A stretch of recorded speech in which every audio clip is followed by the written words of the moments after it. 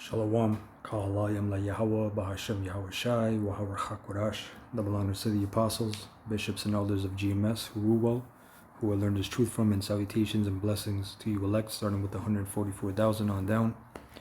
So this lesson is pretty much titled going back to Eden, or Back to Eden. The inspiration of this was pretty much, I watched the video. I'm going to play the first few minutes of it. We're not going to need war anymore, pretty much.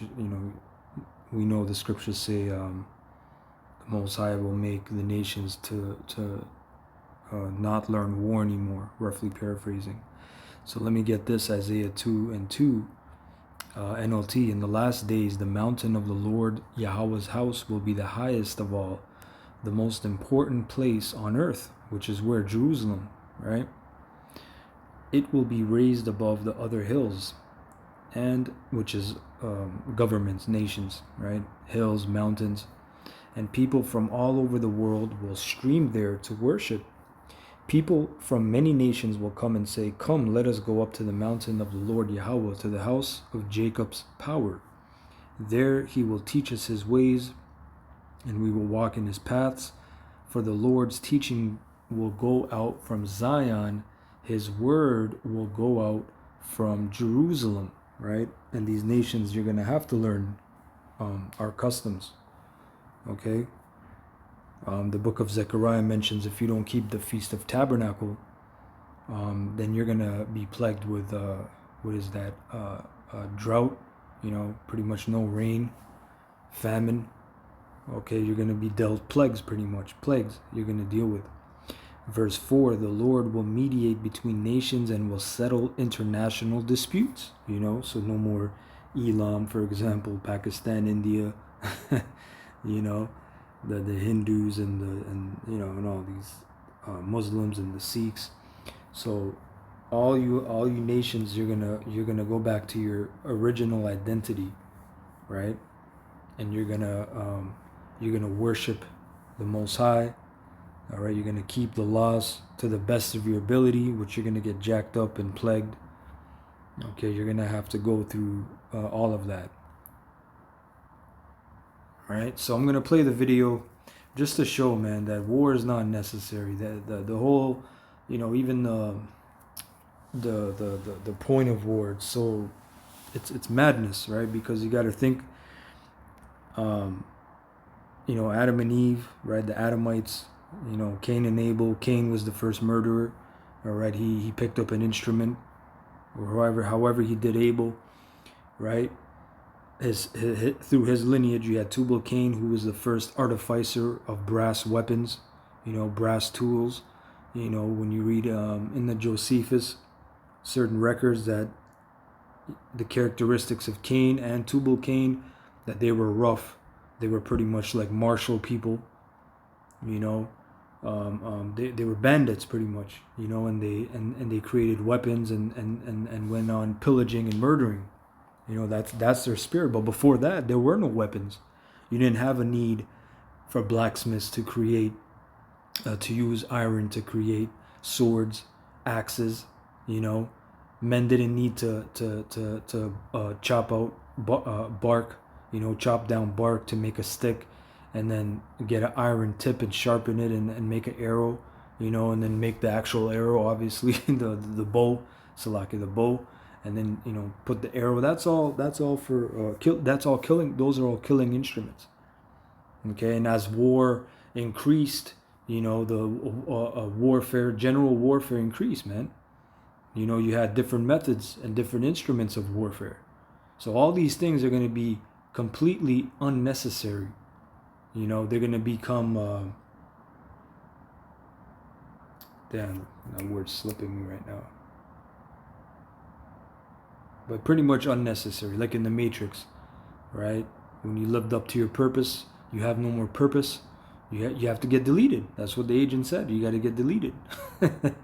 So anyway, let's play that video. This is called What Actually Happened in a Medieval Battle, not the movie version, okay?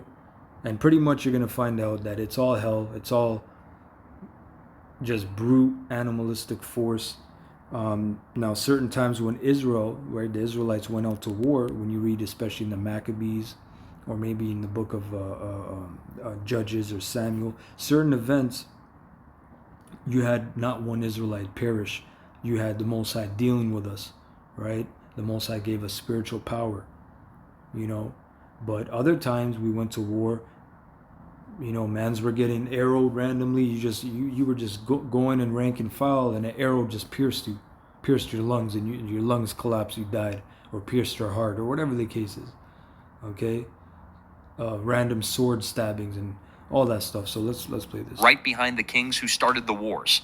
In the first 15 seconds of battle, nearly half the front line would trip on their own feet or their comrades. Medieval battlefields weren't neat parade grounds. They were muddy fields with hidden routes waiting to send you face first into the dirt. Nothing says fearsome warrior quite like falling on your face while screaming, "Ah, my ankle!" You didn't charge like heroes in stories. You shuffled forward in a nervous mass, your knees weak from standing in formation for hours. The man next to you breathed heavily, stinking of garlic and fear. Medieval breath mints weren't a thing, which might explain why soldiers yelled so much. It was the only way to breathe without smelling your battle buddy's lunch. Everyone shouted, but nobody could tell you exactly what they were yelling.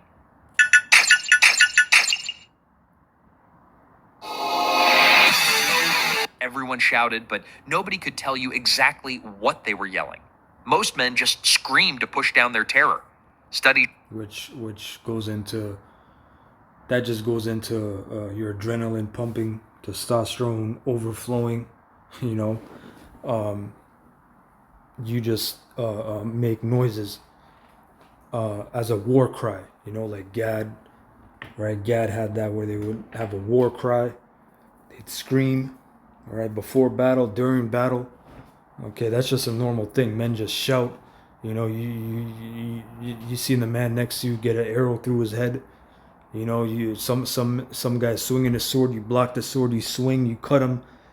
You see him fall. Ah, you know, you pump yourself up. You're getting pumped. It's all adrenaline, man. You know, and that goes in. The scriptures mention that also. Let me get that right. Confused noise.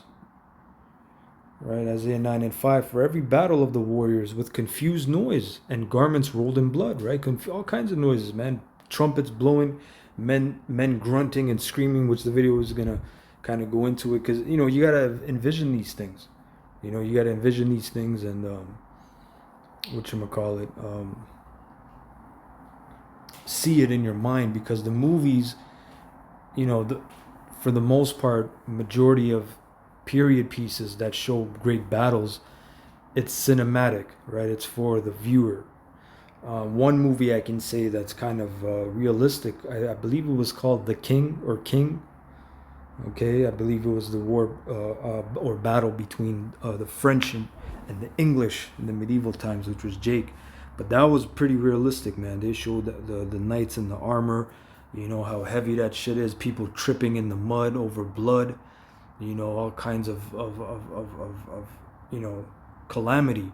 And you would just hear, like I said, screams, trumpets blowing, men grunting, a man getting stabbed, you know, a guy getting his arm chopped off, some guy killing a person and making a war cry. So the scriptures is right. But this shall be with burning and fuel of fire. This is a different type of warfare. We're not in that time now. You know, we're in the time of AI, drones attacking you, robot dogs, cyborgs, you know. So let's go back. Scream to push down their terror. Studies show that in combat, about 70% of men make involuntary noises they don't even remember afterward. If you could train, even in UFC, a guy will get hit to pump himself up. You know, he'll punch his gloves and he'll scream, "Ah, let's go, ah," right? And then he might not remember that, but that's just that, you know, that testosterone, adrenaline kicking in. Translate most medieval battle cries, they'd probably come out to something like, "Mom, help! I regret everything." Then came the first hit. Someone slammed into your shield. Your ears rang, but you couldn't tell if it was from the blow or from the man who just headbutted you. The noise was deafening. Not heroic battle music, but a wall of grunts, screams, and metal striking metal or flesh. Your arm vibrated so hard from blocking that hit, your grandchildren would be born with the shakes. 2 minutes in, your grand battle plan was reduced to one simple goal: stay upright. Falling meant death from the weight of other men stepping on you. The ground became slick with blood and vomit. Your arms ached from holding up your shield. The sun beat down, cooking you inside your padded gambeson. Medieval armor, the world's least comfortable portable sauna. The only weight loss program where you might lose 15 pounds of sweat or your head, whichever comes first. Your world shrank to the few feet around you. You just saw the terrified eyes of the man opposite you, who was just as confused as you were. In that moment, you both silently agreed that whoever told you the battle was glorious deserved a special place in hell. And all this was just the beginning. If you survived the initial clash, you'd face the next brutal reality of battle. Real medieval combat looked more like a violent rugby scrum than a fencing match. Fighters didn't square off one-on-one. They ganged up whenever possible. 5 against 1 was considered good strategy, not poor sportsmanship. See? And that just goes to the point that it's just not fair. You know, like back in the day, people used to say, oh, you know, as a kid you're fighting, oh, if you kick, that's what girls do. Girls kick. You know, or if you get jumped by 2-3 guys, oh, you're a pussy or whatever. Listen, man, if you're in the streets, going to regular combat, there's no rules. The rule is savagery. You know, I've seen people turn at the switch of a dime. You know, people get violent real quick, man. People, you know, a person might not ever trained any martial arts, MMA, whatever, boxing, but once they fight, they grapple. They're looking around to see, yo, is there a bottle there? What kind of weapon? Whatever kind of thing they can just pick up and just hit you with. It's savagery. It's instilled in us, warfare. But that's not going to be necessary for the kingdom, man. You know, the elect, starting with the elect, they're going to have, not celestial, but extraterrestrial bodies, I'll say, right? We're going to have spiritual bodies, full control, you know, in the spirit, so with full spiritual power. So there's not going to be a need for that. A fight really goes nowhere, man, unless you can put the guy down quick and leave. I'm talking about for self-defense purposes. You're there swinging, he's swinging. Someone might hit, you know, you might hit somebody or he might hit you, and you go down like a sack of potatoes on concrete. You hit your head, boom. Okay, that's not fun. You might die. So the point is, it's all foolishness. Like the more you train, the more you think about it, or the more you see these things, it's just foolishness, right? It's good to know certain things. Jiu-jitsu brothers train and do their thing, but at some point, man, you just get to a point where it's just like, bro, like it's too much, too much violence, too much aggression, you know. It's not necessary. So this is one of the ways where things are just going to shift. Things are going to change. And we don't know, because the Lord said he's going to do better for us, right? This go around than in the beginning, which in the beginning was the Garden of Eden, a garden of paradise. We don't know that life, right? Let's keep going. Knights didn't follow a code of honor in battle. They followed the I want to go home alive code, which trumped everything else. The crush of bodies made proper sword technique nearly impossible. You had about 6 inches of space to move your weapon. You couldn't do those big dramatic sword arcs when pressed shoulder to shoulder with your fellow soldiers. Most sword fights involved awkwardly jabbing your blade forward like you were trying to poke someone on a crowded subway car. Swords were rarely the killing blow anyway. According to Battlefield Grave Analysis, most fatal wounds came from downward strikes to the top of the skull or neck. Exactly what would happen when someone fell and others piled on. To pretty much take it all: fridges and dishwashers and dressers, drawers, couches, Exactly what would happen when someone fell and others piled on. Medieval battle strategy was less defeat your opponent fairly and more kick him when he's down, then kick him again, then maybe once more for luck. Yeah, I mean, there's no, like I said, there's no code. People can try to make try to follow things. But like I said, go to even the streets. You're fighting somebody, and his friend is there. He might be chilling, all right, but you get the best of him. He's gonna come from behind and hit you, or whatever the case is. Or you guys are on the ground, he's gonna come and kick the person. Oh, that's not fair. That nobody cares. The dude picks up a bottle, hits you upside the head. Now you're bleeding, and he's trying to poke you. That's not fair. Nobody, it's all madness. Like back in the day, you had wrestling. Raw is war, or war is raw. Either way, right? But the point is, this is all. Man, this is not how you're supposed to live. Period. So it's just, it doesn't make sense, because it's all just chaos pretty much. Let's keep going. The pommel of your sword, that heavy metal knob at the end of the handle, often proved more useful than the blade. Sword experts call this half-swording or murder stroke technique, where you'd hold the blade and swing the handle like a hammer. This technique was called the murder stroke, which is probably the most honest name for any fighting move in history. Helmets saved lives but created new problems. They limited vision to a narrow slit and turned your head into a metal oven under the sun. After just 20 minutes of fighting, the temperature inside a medieval helmet could reach over 100 degrees. Many fighters died not from wounds, but from heat exhaustion. Medieval knights basically fought inside portable saunas while people tried to kill them, making them either the bravest or most foolish humans in history. If you fell during this chaos, you had about 2 seconds to get up. Not because of some rule, but because that's how long it took for boots to start trampling you or weapons to find gaps in your armor.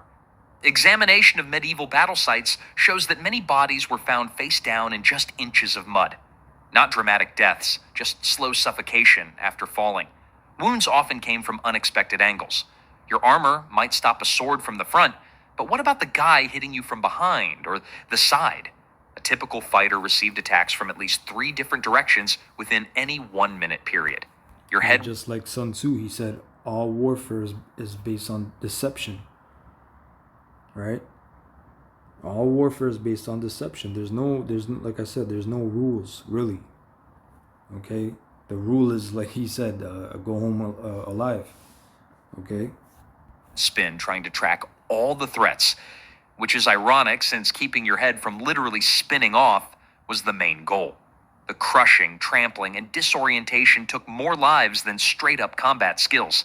If by some miracle you survived this chaos... There was battles where they had elephants, so people were getting stomped out there, bro. Okay? So it's all madness. And we're going to experience a completely new way of life where certain things are just not going to be there. Weapons is one of them. Warfare. Okay, you're not going to hear war. Oh, today in the news there's a war between Elam and Moab. No, there's no wars.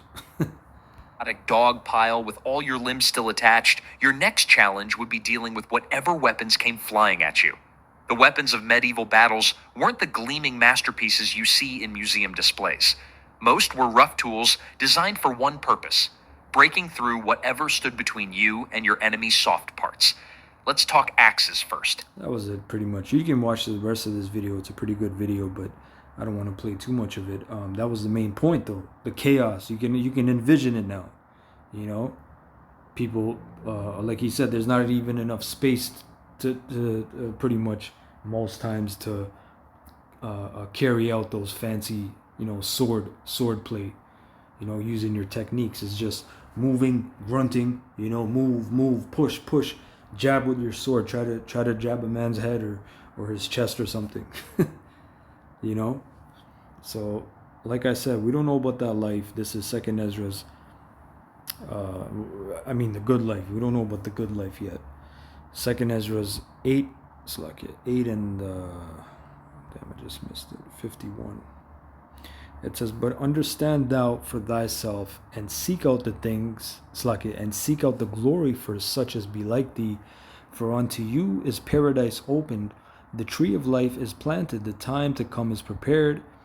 Plenteousness is made ready, a city is builded, and rest is allowed. The scriptures say, this is not your rest. All right, for it is polluted. So this is not our rest.